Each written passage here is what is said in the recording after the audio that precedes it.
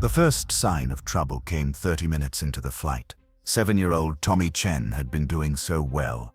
He was sitting in seat 24C, economy class, his small hand gripping his mother Lisa's fingers. His hospital bracelet was still on his wrist, the edges worn from 5 days of constant wear. They were flying from New York JFK to Los Angeles, the most important flight of Tommy's short life. In Los Angeles, at Cedars-Sinai Medical Center, a heart was waiting for him. A donor heart. After 2 years on the transplant list, after countless hospital stays, after watching her son's lips turn blue more times than any mother should ever have to witness, Lisa Chen finally had hope. The flight was supposed to be simple. 6 hours. Then the ambulance.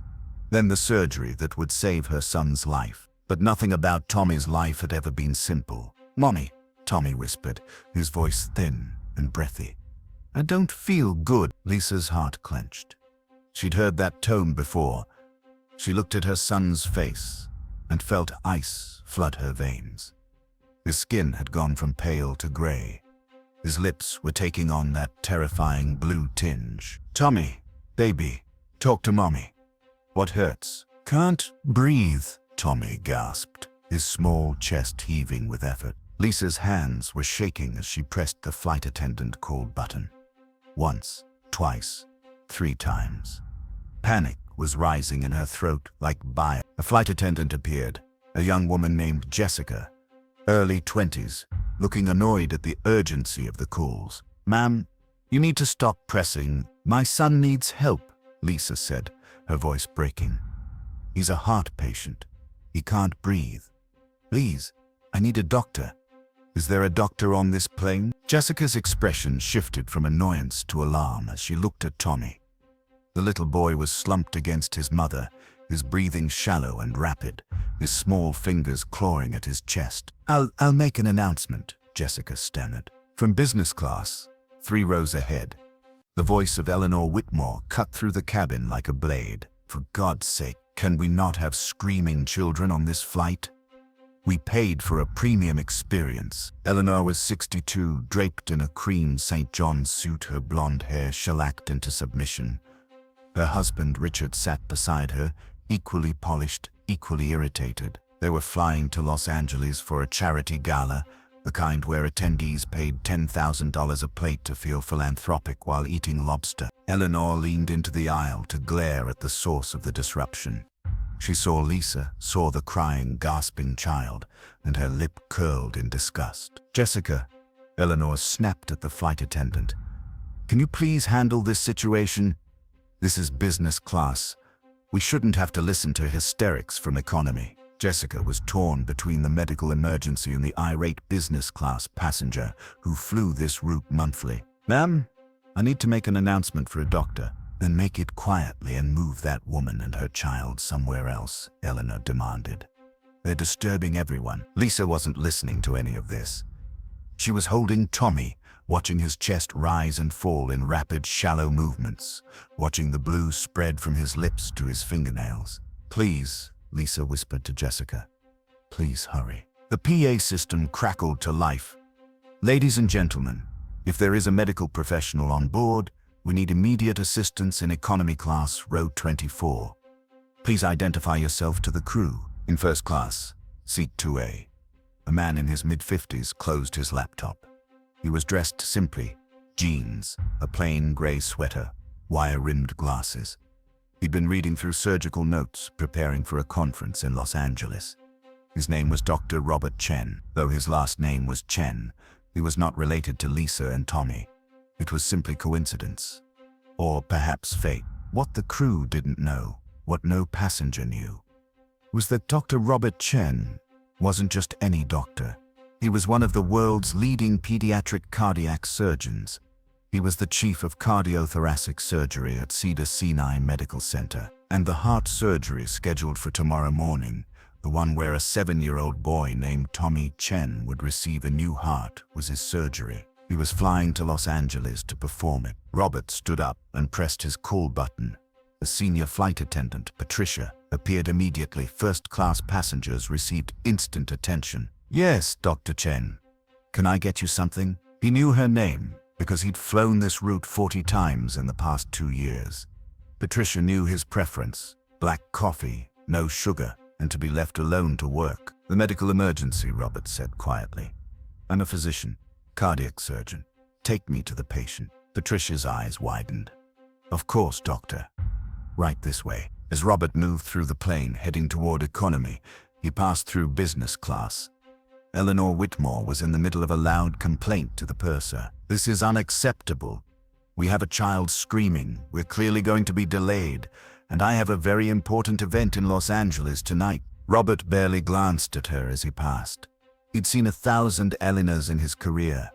People who believed their dinner reservations were more important than human life. When he reached row 24, his heart stopped. Not metaphorically. For a brief, terrible moment, Dr. Robert Chen felt his own cardiac rhythm stutter, because the little boy dying in seat 24C was Tommy Chen, his patient, the child he was supposed to operate on in 17 hours. Tommy, Robert said, dropping to his knees in the aisle. Lisa looked up, her face streaked with tears, not recognizing him. Are you a doctor? Please, my son. I'm Dr. Robert Chen. I'm a cardiac surgeon. He was checking Tommy's pulse, his breathing, his color. His mind was racing through diagnostics, even as his hands moved with practiced calm. Tommy's on the transplant list for a heart, correct? Lisa's eyes went wide. I'm his surgeon, Robert said. I'm supposed to perform his transplant tomorrow morning. The odds were astronomical. The surgeon and the patient on the same flight, and the patient crashing 30,000 feet in the air. Robert could see it clearly. Tommy was in acute heart failure. The stress of the flight, the cabin pressure, the excitement, his failing heart couldn't handle it. He was decompensating rapidly. We need to land, Robert said, looking up at Patricia, who had followed him. Now, this child needs to be in an ICU in the next 20 minutes or he will die. Patricia went white. Doctor, we're over Kansas, the nearest airport with medical facilities. I don't care if it's a grass strip with a taco truck, Robert said, his voice steel. Land this plane. Now. Or I will have to perform CPR on a 7-year-old in an economy class aisle, and trust me, you don't want that. Patricia ran toward the cockpit. From business class, Eleanor's voice rose again. What is happening? Why are we not moving? I demand to speak to the captain. Robert ignored her. He was focused entirely on Tommy. The child's eyes were fluttering closed. Tommy, stay with me, Robert said firmly. You're going to be okay. I'm going to make sure of it. Lisa was sobbing. Is he going to die? Oh God, is my baby going to die? Not on my watch, Robert said. And he meant it. The captain's voice came over the PA system, tense and urgent. Ladies and gentlemen, this is Captain Harrison. We have a medical emergency on board. We are making an emergency landing at Wichita Eisenhower National Airport. Flight attendants, prepare the cabin for emergency landing. All passengers, return to your seats immediately and fasten your seatbelts. The plane began to descend sharply. Eleanor Whitmore shot to her feet. This is absolutely ridiculous. We cannot land in Wichita. I have the Rothschild gala tonight. Someone needs to tell the captain. Ma'am, sit down. Patricia barked, rushing past. We are making an emergency landing. Sit down and buckle up, or you will be restrained. Eleanor gasped at being spoken to that way. But she sat. Richard pulled her down, his face pale. Robert was barely aware of any of this. He had Tommy's wrist, counting his pulse. 40 beats per minute. Dangerously low. The child's heart was giving up. Tommy, Robert said, his voice cutting through the boy's fading consciousness. Listen to me. You're a fighter. You've been fighting for 2 years. Don't stop now. Your new heart is waiting for you.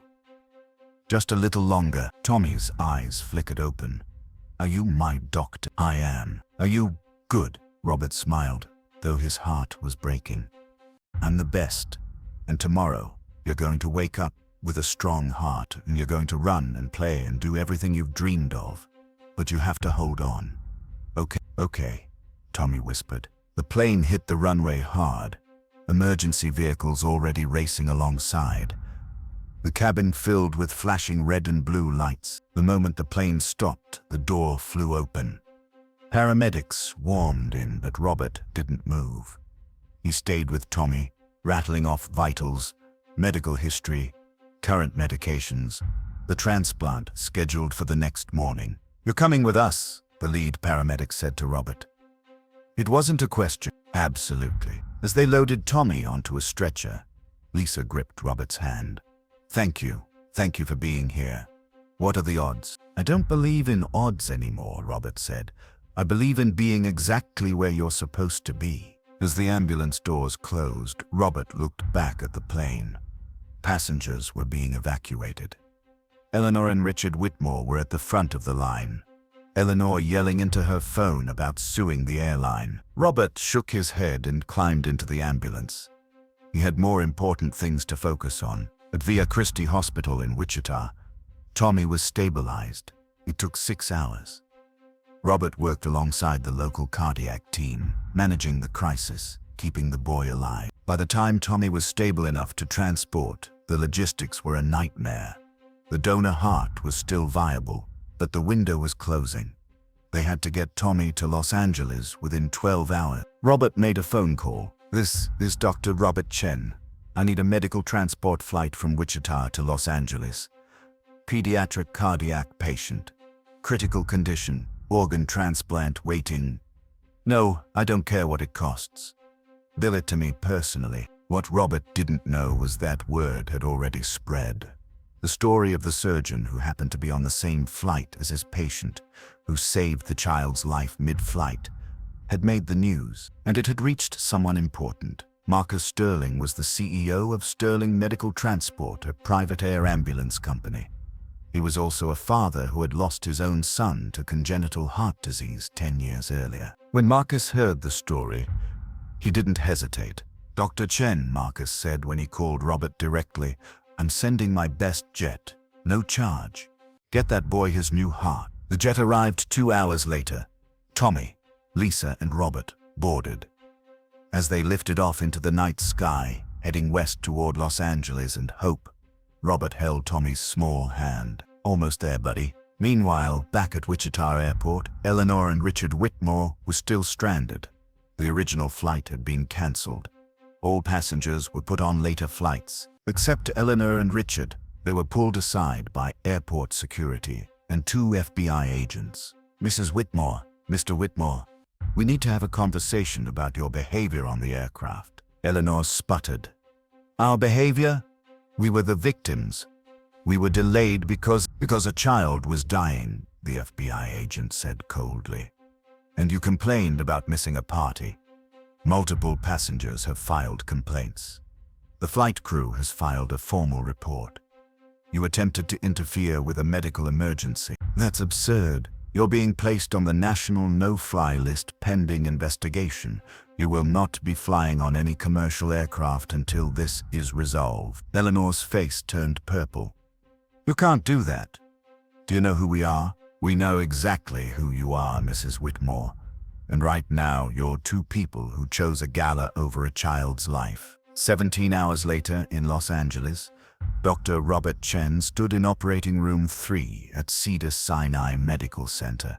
Tommy Chen was on the table, anesthetized, prepped. The donor heart, a perfect match, was being brought in. Robert had performed this surgery hundreds of times. But this one was different. This one was personal. "Scalpel," he said. The surgery took 14 hours. It was flawless. The new heart, healthy and strong, was placed into Tommy's small chest. The moment Robert released the clamps and the heart filled with blood, it began to beat. Strong, steady, perfect. In the waiting room, Lisa Chen collapsed into sobs of relief when Robert emerged, still in his scrubs, to tell her the news. "He's going to be okay. The heart is functioning beautifully. Tommy's going to have a full, normal life." Lisa hugged him, this stranger who had become their guardian angel. "How can I ever thank you? You already did. You trusted me with your son." 3 months later, Tommy Chen was running in a park in Los Angeles. Actually running. His color was pink. His energy was boundless. He was, for the first time in his 7 years of life, a normal, healthy child. Dr. Robert Chen received the Physician of the Year award from the American College of Cardiology. But when asked about the flight, about the impossible coincidence, he always said the same thing. I was just in the right place, at the right time. The real hero is Tommy. He never gave up. As for Eleanor and Richard Whitmore, they never made it to their gala. They spent 6 months fighting the no-fly list designation. They lost. The story of their behavior had gone viral, and no airline wanted them. Eleanor eventually issued a public apology, which rang hollow and scripted. But it didn't matter. The damage was done. The true ending, though, came a year later. Tommy Chen, now 8 years old and thriving, was invited to throw the first pitch at a Los Angeles Dodgers game. It was a charity event for pediatric organ donation awareness. Dr. Robert Chen was there, sitting in the stands with Lisa.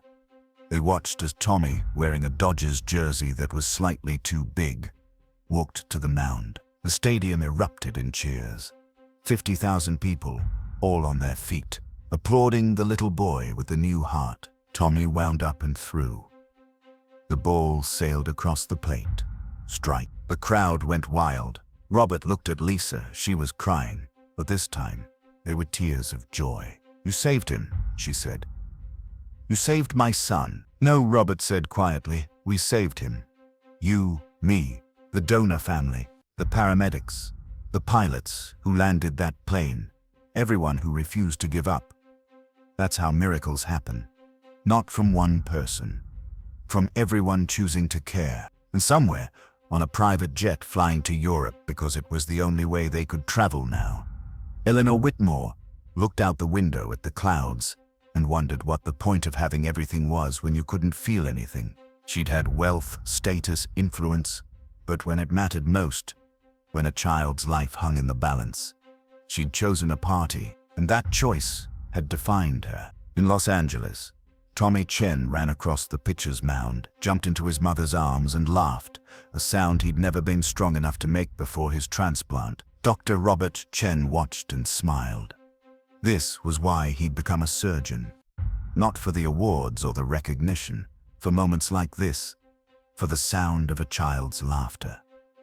As the sun set over Dodger Stadium, painting the sky in shades of orange and gold, Tommy looked up at Robert. Dr. Chen, when I grow up, I want to be a doctor like you. I want to save people. Robert knelt down to the boy's level. Tommy, you already do. Every time someone sees you running and playing, they remember why life is precious. You save people just by being you. The little boy with the new heart smiled wide, bright and full of the future he almost never had. And that was the greatest surgery Dr. Robert Chen had ever performed.